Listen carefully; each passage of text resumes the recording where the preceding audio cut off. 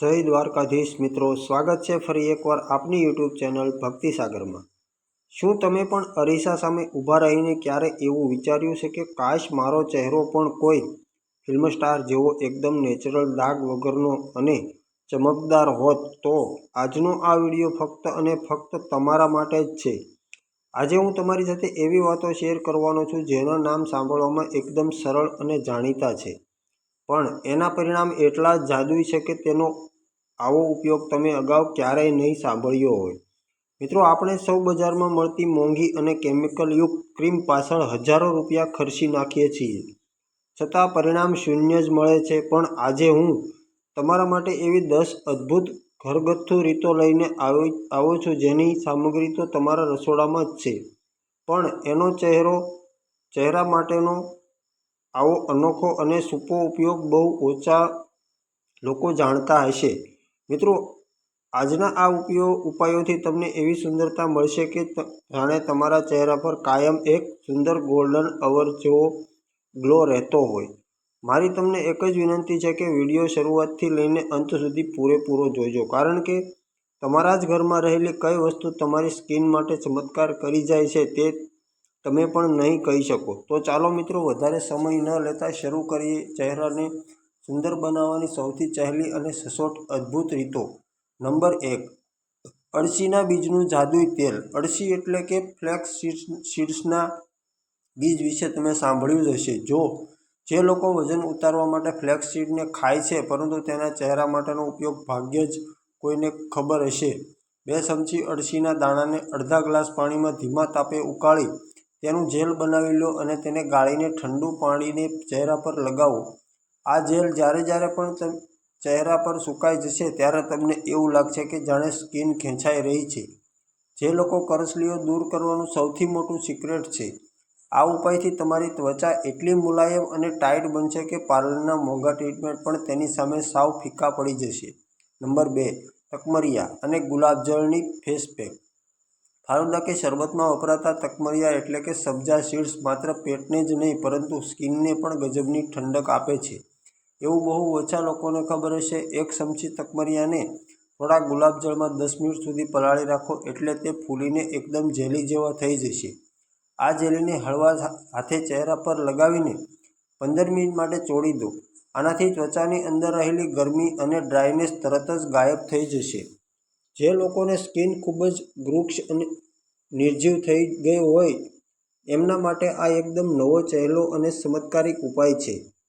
Number 3, જે મિત્રો વરિયાળીના પાણીની સ્ટીમ। વરિયાળી મુખવાસમાં તો બધા ખાય જ છે, પણ ચહેરા પર તેનો ગ્લો લાવવાની આ રીત કદાચ તમારા માટે એકદમ નવી હશે।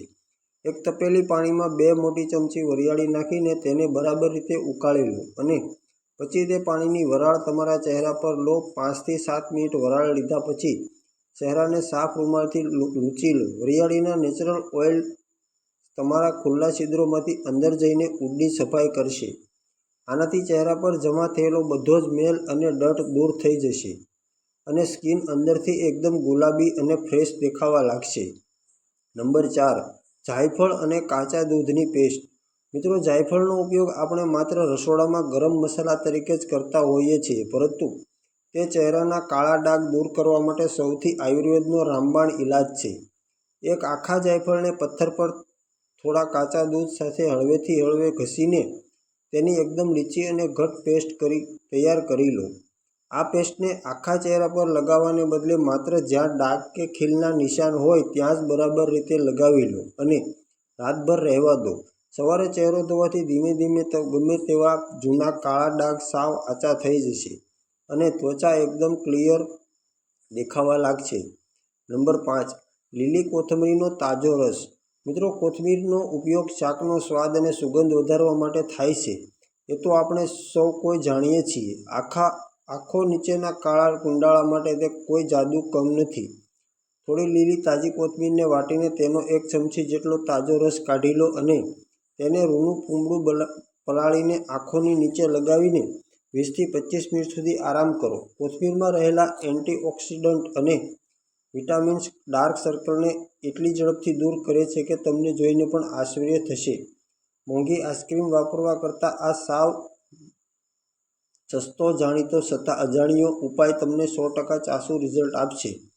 નંબર 6. કપૂર અને નારિયેળ તેલનું મિશ્રણ. પૂજામાં વપરાતું કપૂર ચહેરાના ખીલ અને તેના લાલ ચાંટા મટાડવા માટે ખૂબ જ પાવરફુલ વસ્તુ છે, જે બહુ ઓછા લોકોએ ટ્રાય કરી હશે. શુદ્ધ નાળિયેરના તેલમાં 5 ટીપામાં એક નાનો કપૂરનો ટુકડો પીસીને મિક્સ કરી લો અને તેને માત્ર ખીલવાળા ભાગ પર જ લગાવો. કપૂરની ઠંડક એના એન્ટીબેક્ટેરિયલ ગુણો અને ખીલના સોજાને રાતોરાત બેસાડી દે છે અને તેને મોટો થતાં અટકાવે છે. આ ઉપાય સાંભળવામાં સાવ સામાન્ય લાગે છે, પણ ખીલની સમસ્યાથી કંટાળેલા લોકો માટે આ કોઈ મોટા વરદાનથી કમ નથી. નંબર 7. કેળાની છાલનું હળવું મસાજ. મિત્રો, કેળા ખાધા પછી આપણે તેની છાલ સીધી કચરાપેટીમાં નાખી દઈએ છીએ, પણ ખરેખર તે એક બહુ મોટું નેચરલ સ્કિન વ્હાઇટનિંગ એજન્ટ છે. કેળાની છાલની અંદરના સફેદ ભાગનો સીધો ચહેરા પર હળવા હાથે ગોળાકારમાં 10 થી 15 મિનિટ સુધી ઘસો.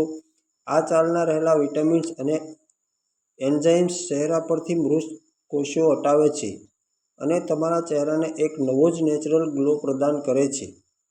આ પ્રમાણે કર્યા પછી ચહેરો 20 મિનિટ એમને એમ રાખી દો. ત્યારબાદ તેને સાદા પાણીથી ધોઈ નાખો. સ્કિન એટલી મુલાયમ લાગશે કે તમે વારંવાર આ ઉપાય કરશો. નંબર 8. બીટનો રસ અને દેશી ઘી. બીટનો લાલ ઘૂમ રસ, શુદ્ધ દેશી ઘીનું આ મિશ્રણ તમને પાર્લરમાં જઈને મોંઘું નેચરલ બ્લશ લગાવવા પછીનો જ અહેસાસ કરાવશે. 1 ચમચી બીટના તાજા રસમાં માત્ર 2 ટીપાં હૂંફાળું દેશી ઘી મિક્સ કરીને એક સુંદર ગુલાબી પ્રવાહી તૈયાર કરો. આ મિશ્રણને ખાસ કરીને ગાલ અને હોઠ પર લગાવીને હળવું મસાજ કરો. આનાથી ઘી ઊંડું પોષણ આપશે અને બીટ ગુલાબી રંગ, જેમને ગાલ પર કુદરતી લાલાશ જોઈતી હોય તેમના માટે આનાથી સારો અને અજાણ્યો ઉપાય હોઈ શકે નહીં. મિત્રો, નંબર 9 ઉપાય છે ફટકડી અને ગુલાબજળનો પ્રયોગ. ફટકડી પાણી સાફ કરવા માટે વપરાય છે, એ તો આપણે સૌ કોઈ જાણીએ છીએ, પણ લટકતી અને ઢીલી પડી ગયેલી સ્કિનને ટાઈટ કરવાનો આ સૌથી પાવરફુલ ઉપાય છે. ફટકડીનો બારીક પાવડર કરીને માત્ર અડધી ચમચી પાવડર 1 ચમચી ગુલાબજળમાં ઓગાળી લો અને રૂ વડે ચહેરા પર લગાવો. માત્ર 5 મિનિટ રાખીને તરત જ ચહેરો ધોઈ લો. આનાથી ચહેરામાં મોટા થઈ ગયેલા છિદ્રો એટલે કે ઓપન પોર્સ તરત જ બંધ થઈ જશે. આ ઉપાય અઠવાડિયામાં માત્ર 1 જ વાર કરવાનો છે, પણ તેનું રિઝલ્ટ તમને એકદમ યુવાન સ્કિન આપીને ચોંકાવી દેશે. નંબર 10. પુદીનાના પાનના બરફના ટુકડા. પુદીનાની ચટણી તો તમે બહુ ખાધી છે, પણ આજે આપણે પુદીનાના બરફનો ઉપયોગ ચહેરાની તાજગી માટે કરીશું, જે એકદમ યુનિક રીત છે. 10-12 પુદીનાના પાનને મિક્સરમાં થોડા પાણી સાથે પીસી લો અને તેને આઈસ ટ્રેમાં મૂકીને તેના બરફના નાના ટુકડા જમાવી દો. જ્યારે પણ તમે બહારથી ઘરે આવો કે ચહેરો સાવ થાકેલો લાગે, ત્યારે એક ટુકડો કાઢીને તેને સુતરાઉ કાપડમાં લપેટીને ચહેરા પર હળવા હાથે ઘસો. પુદીનાની તાજગી ચહેરાની બળતરા શાંત કરશે અને બરફના કારણે બ્લડ સર્ક્યુલેશન એટલું ઝડપી થશે કે ચહેરો તરત જ ફ્રેશ થઈ જશે. તમે આમાંથી કયો નવો ઉપાય સૌથી પહેલાં ટ્રાય કરવાના છો તે મને કમેન્ટ બોક્સમાં ચોક્કસથી જણાવજો. મિત્રો, જો આ વિડીયો તમને પસંદ આવ્યો હોય તો તેને તમારા મિત્રો અને પરિવાર સાથે શેર કરવાનું બિલકુલ ન ભૂલતા. અમારી ચેનલમાં નવા છો તો સબસ્ક્રાઈબ કરવાનું ના ભૂલતા, જેથી કરીને અમારા તમામ વિડીયો આપના સુધી આવતા રહે. તમારો કિંમતી સમય આપવા બદલ ખૂબ ખૂબ આભાર. ફરી મળીશું આવા જ એક નવા અને માહિતીસભર વિડીયો સાથે. ખૂબ ખૂબ ધન્યવાદ. જય માતાજી મિત્રો, જય શ્રી કૃષ્ણ.